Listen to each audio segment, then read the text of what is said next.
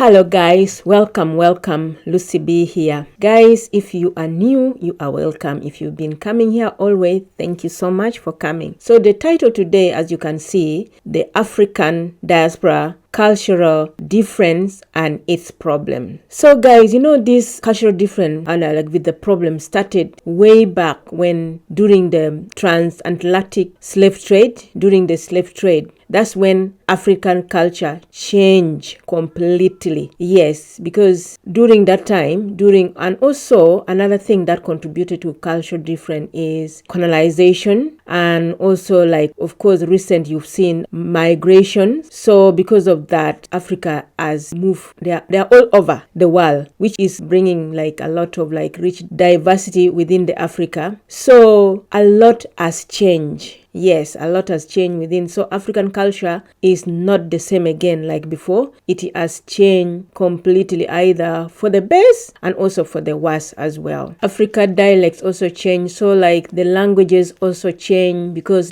parents of the first who were taken away from Africa try to keep the culture, but as time goes, they start intermarriages and all that, and now the children that came after, now their language change, everything change, might be a mixture of their parent or great parent and plus the current situation where they are. So things started changing from there. So the accent change, especially the African American, the Europeans, the Caribbeans, all they started maybe forming different kind of accent, different kind of dialect. So everything changed really. And also the behaviors also changes, and also things like music, especially those who experienced the slave trade, they used to use music as a way of communication, and the music now changed because they started now infusing their music with the Western, I can say like that, just to make the thing with the Western, the American and all that. So they started use their instrument and then mixing with the European instrument or the American instrument. So the lyrics, everything they started infusing things, mixing things together, that change African music, change African accent, changes African, the way they dress and everything. And also the way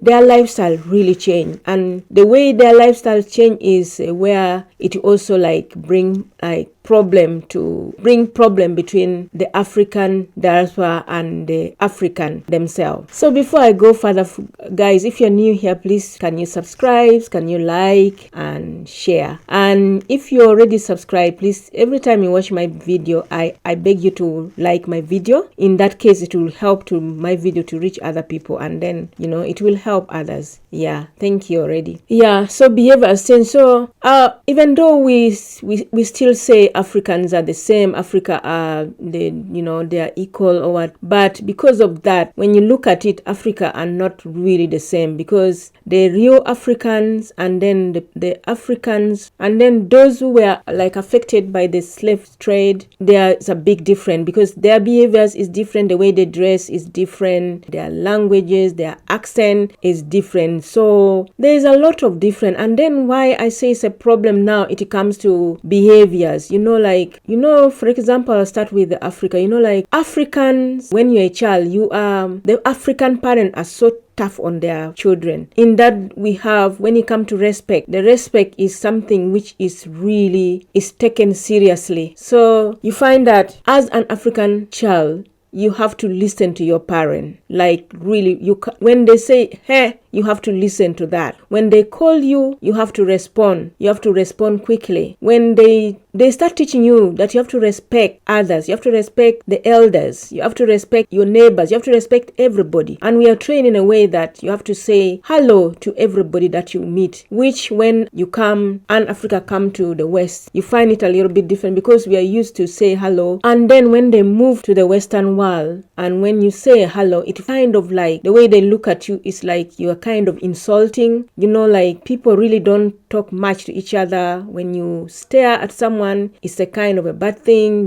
When you try to say hello all the time, they don't like it so much. So some, even when you try, and because we African, the way we are taught, we are free. We are free to look anywhere, free to do anything, you're free to see anything you want. But here, when you stare at somebody like a few minutes, someone can even ask you, what are you looking at? Well, why are you looking at? What are you looking at? That kind of thing. They'll be, if not, they can even look at you with that eyes that, I really don't like the way you're staring at me. I really don't like the way. And when you keep saying hello, it kind of look weird to them. So yeah, so the way we Africans are brought, respect is number one. You can never talk back to your parent. When you compare with the African born in Europe, in America, there is a big difference. When it comes to respect, you can tell to them, it's not like something, but because when you come to respect, when you say, you can, with Africa, when they will always send you, your parent will send you. But when you try to send any child born in the West or in America, I don't know about America, especially I will talk about UK, they will tell you they are watching their program or their whatever. They will not just they will not get up and go and do respect like the way the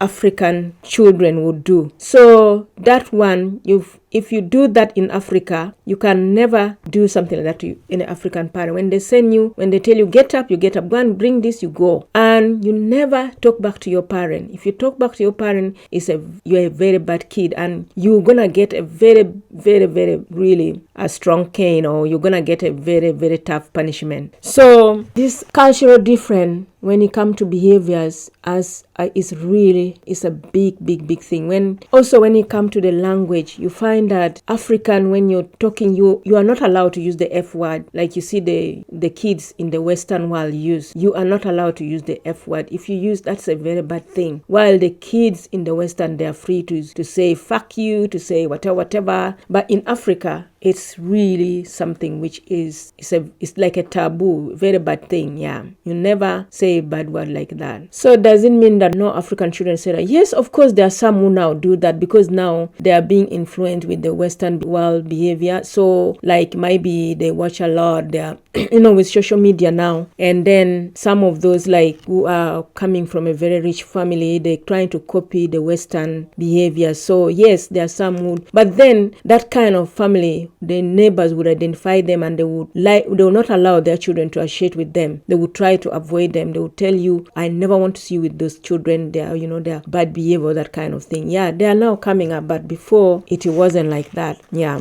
Still under respect, as an African child, you are taught to respect the elders. You respect, there's a child who maybe abuse the elders or fight the elders or talk back with the elders. That is a no. It's a very, and when they teach you, when you see an elder, you have to leave for them the seat, whether on the bus or on the train. And you find the African children, they respect the elders so much. They help them, they support them, they respect them. But when you look here, when you look to the Western world, that is to them, the elders and their friends is almost the same. So you don't see any different like that. And African children, especially the girl child, you are taught you have to respect your parent. You have to learn to cook. You have to be indoors. You have to, when from school, you have to, have to come and help your parent. Unless if you're coming from a place where you have maids to help you to cook and do everything. But still, they're going to try and teach their daughters how to cook, how to behave, how to dress. And you find that sometimes when you look at the Western world, when school is finished, you find that the girls are still hanging outside. They're still by the roadside. They're crossing the road. They're screaming. They're saying, doing all type of shit outside there. But an African parent, when they see that, if you're new here, you just look at it and say, oh my God, what is happening here? Because you expect when your child finish school, they should go home and should try to help at home, maybe cook, try to learn, try to help, that kind of stuff. Yeah. So that's a big problem. So when an African, they move to the West, they find it so hard to control their children. They find it so hard to teach their children. They find it so hard to integrate. So the kind of the behavior of the children here and the African children there's a big difference. Yeah. So this also bring me, this is my plea to the mothers out there, especially the single mothers out there. You do double job, you do a lot of work. So if you're from African origin, be it I feel like we should try and learn the African way. We should try to bring our children the African way, teach them manners, teach them how to respect the elders, teach them how to behave, teach them how to behave, because I feel so bad when I find a child abusing an elderly. I feel so bad. I feel ashamed.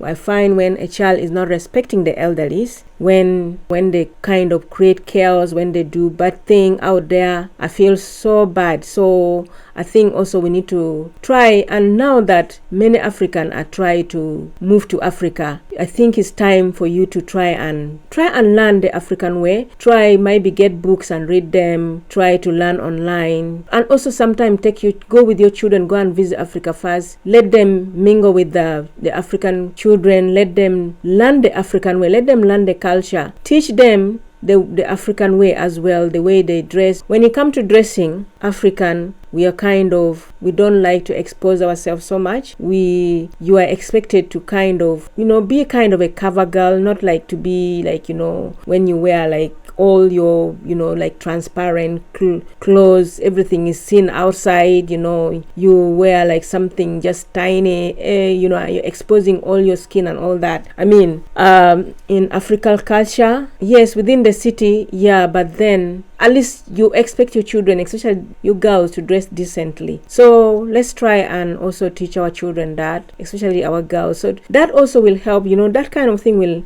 protect our girls from being raped or whatever. I mean, it's not like we are encouraging men like to tell them, oh yeah, you raped because she didn't dress well. No, but I think sometimes we have just to teach our daughters to dress well, not to expose so much. Yeah. Also, to those African that might be have just moved or are moving to the Western world, you need to try and maintain, because some of these African, when they come over, now they just leave their children to just be the way the children here behave. They just leave them completely. And then you see the children end up becoming really spoiled and they become unruly. So when you're here, when you come to the Western world, try to teach your children, let's try to keep our culture so that these children, they grow to become good citizens, not to end up in jail, not to end up on street, that kind of stuff. Let's try and, even like teaching them our languages. Like for me, I regret because I'm not a good teacher really. My child really wanted to learn our language. I'm not a good teacher. But now, here I said we talk about real life experience. I experienced it the worst way when I went to Africa of recently, and my child, he couldn't understand my mother tongue. So that really affected me, and I wouldn't want anybody to go through that. So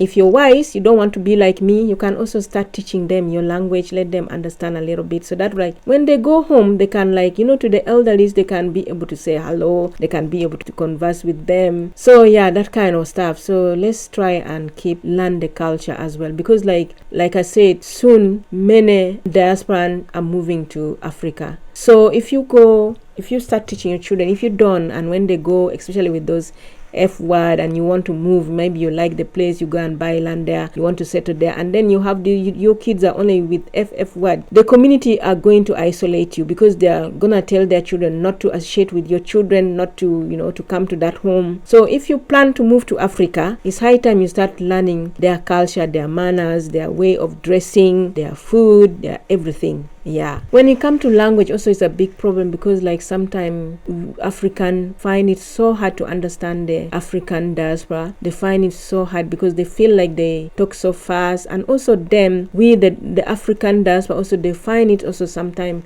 difficult to understand the African. So yeah, so the culture different, there's a big problem there. The only thing we can manage is to try and learn a bit, try and practice a bit, try read the books, this day you can learn things from anywhere. So to conclude, let's embrace African culture. Let's teach our children to respect the elders, to respect their neighbors, to respect their teachers. Let's teach our children to behave when they're out there on the street. Let's introduce our children the languages. Let's teach them to respect. When you send them to do something, let them get up there and then do it. Not to say, oh, I've got this to do, I can't do that. Let's teach our children to behave. Yes, guys. So, okay, guys, thank you so much. If you watch after this time, thank you so much. That means you gain something out of it. So please, can you like, can you subscribe? Guys, subscribe. Subscription is free. I always say. And liking is also free, sharing is free. So thank you so much, guys. I hope somebody gained something out of this. And as now, I'll say have a nice weekend. Bye bye.